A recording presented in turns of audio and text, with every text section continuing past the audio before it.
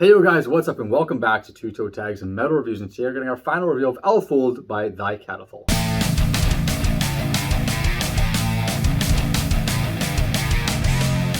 So, a whole week of listening to Alföld, and I'm going to try my best to not butcher anything as far as song titles go, because they're not in English, and it's very tricky. I don't even know if the album's pronounced Alföld, that's my best guess. Anyways, I had a pretty decent relationship with this album throughout the week. Enjoyed it quite a bit, but I didn't really feel like I fell in love with it like I wanted to. And I guess what I just kept going back to was their previous two albums. I kept, those albums have songs that were like immediately in the playlist. This album didn't really have songs that were that strong for me or that struck me that intensely, but it does have a lot of good stuff on it, right? So it's a pretty interesting listen from beginning to end. There's a lot of stuff going on. They have a lot of ideas, a lot of different motifs that they like to bring to the table, and they really do a good job at gelling these things all together and making it coherent and not making it seem like it's a jumbled mess in any way, which I think is a really strong feat for an album like this. So starting with track number 1, Ascend, Hegiai, no fucking idea. Track number 1. This is a pretty good opening track. It's just fine for what it is. My gripe with this song is it's got a fake ending. It basically ends and then just restarts again from the beginning, but then it only plays for another few bars or so. So I keep getting tripped up thinking that the song's restarting. I'm like, oh shit, do I have this on repeat? And I'm like, oh damn it, forgot the song does that. I wish songs wouldn't do that. Like I get the whole thing about like kind of ending how you start and that whole bookend thing and have it coming full circle. But it actually stops at one point. You think it's the end, and then it starts again. I think maybe like in a different part of the album that would make more sense. Yeah. An ending like that might be a good idea. Yeah. Like an ending to the album, I mean. Moving on from there, track number 3 and track number 4 both stood out to me because they have really nice riffs. The pinch harmonics are really nice in these songs. Track number 4, we mentioned in the first impressions, I think I did. It's the title track, and it's like one of the death metal songs on the album, at least for the first half. It just sounds really evil, just evil death metal, basically. But then you get these female vocals that kind of just completely change the whole flow and feeling of the song, and then it's got this beautiful, like, acoustic outro. Yeah, so which is like 2 minutes almost. It's pretty long, so it's like the song's like cut in half, basically, and you're basically getting 2 songs for the price of 1. Which is fine, it is what it is, but part of me wishes that they just stuck with one or the other, right? If you're going to do the death metal thing, do the death metal thing for the whole song and then do the acoustic stuff with the nice singing on another track. Like, why combine those two things, right? And that's not the only time they do this. Actually, in the next song, track number 5, Foliandar, this is a similar situation, not as stark, but this one starts off with you got flutes and you got guitars, and I really like how they trade back and forth the riffs between the two. Mm-hmm.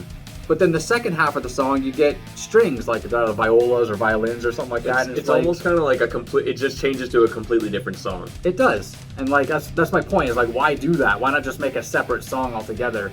I mean, I understand like the progressive nature that they're going for and things like that, but for me as a listener, it almost takes me out, because if I'm enjoying what I'm listening to, having it just change to something else and not be a completely different track seems just odd to me every time. So that's that.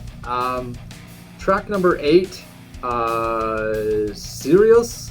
It's just an interlude, but I thought it sounded like something Cradle of Filth would do.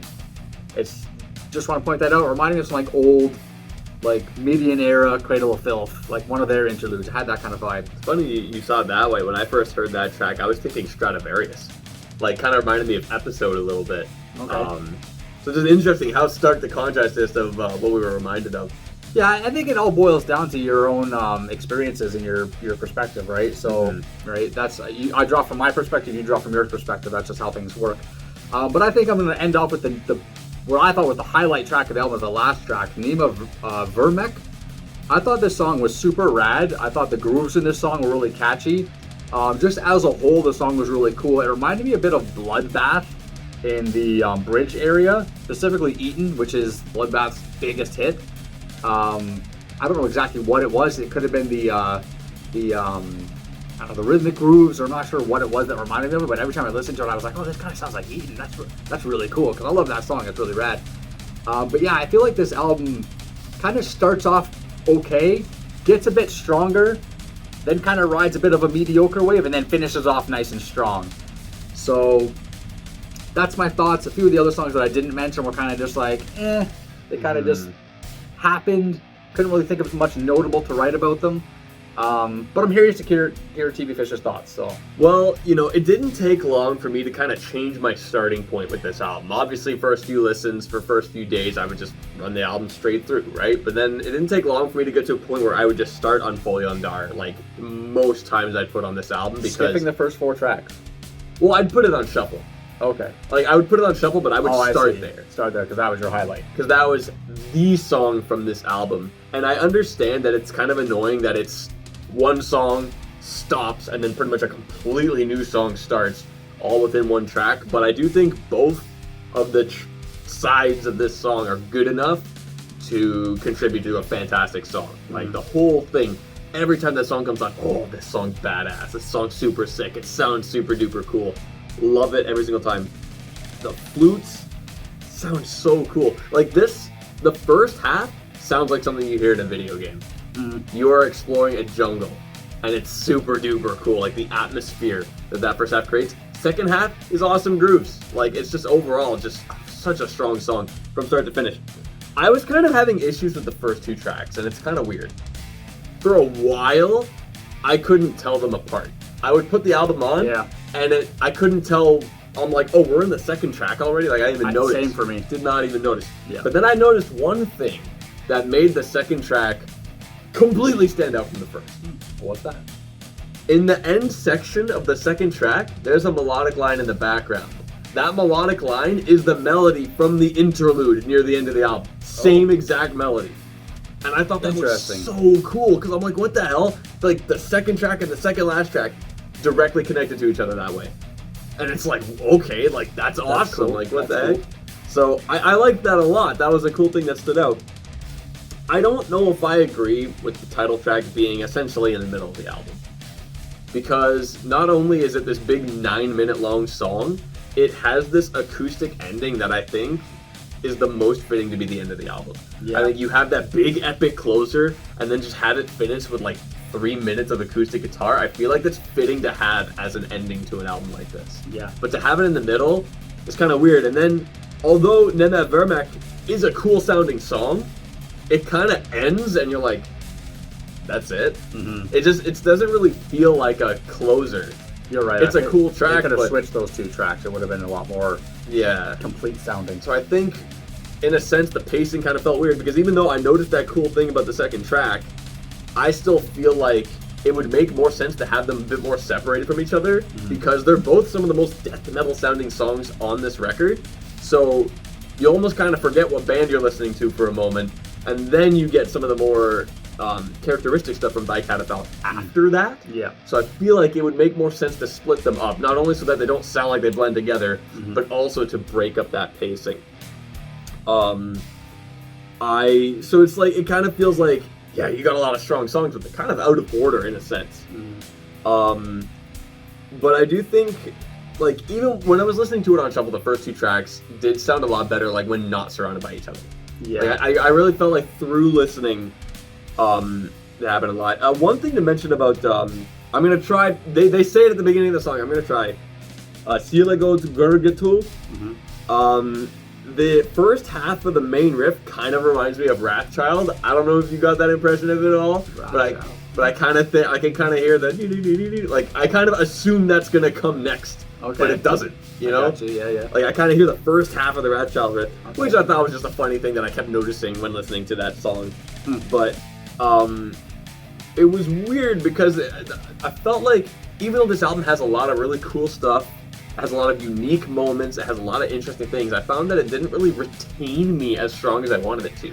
The album would end, and I wouldn't really be that interested in putting it on again. And although that can become a natural thing for the way we review albums, because we put it on so much, it gets to a point where it's like, okay, I need to put it down. Yeah. But even then, I'll put it on for the first time of the day, and I'll be like, okay, I'm good.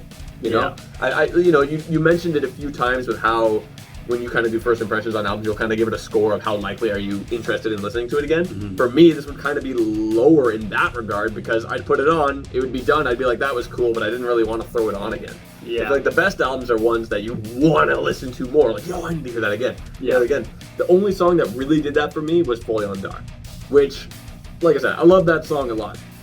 So it's like, it's got a lot of great stuff. It just kind of lacks, I guess, maybe the a bit of the pacing, because the songs kind of are not in the order I think would be best. But I don't know, something about it just doesn't hold me as much as I would have preferred.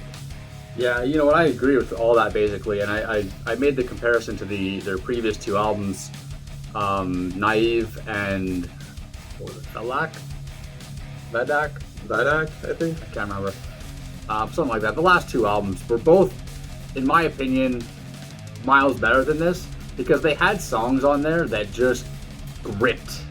As a listener, they just gripped and makes you want to go, fuck, I want to listen to this again. Like, that was really catchy. That was really just, you know, something that makes you just want to listen again. It's just that gripping, that catchiness that some songs and some albums have. This album just, for some reason, didn't have that. But I do appreciate the fact that they just, I don't know if they went out of their comfort zone per se, but they did expand their musical taste by getting a little bit heavier, getting a little bit darker and more evil, which I like that stuff, of course. But it didn't save this album. It didn't like make this album a shining star or anything like that. Did it hurt the album? Maybe it did in a way, because I don't know. The other albums didn't have that, and I like those albums better. So when it comes to scoring this album, I think that it's a little bit tough, because again, it's not bad. It's got a good mix. It's well performed and all that stuff. There's not too much that's really wrong with it. There's nothing really wrong with it. It's just how much of it is really like on point, you know? How much of it really is like shining star material? And unfortunately for me, and I'm assuming for TV Fish as well, there's not a lot of that here. So for the odd few good times, good moments it has, and for not being a complete trash bag of an album, it's gonna get a 5.5 from me.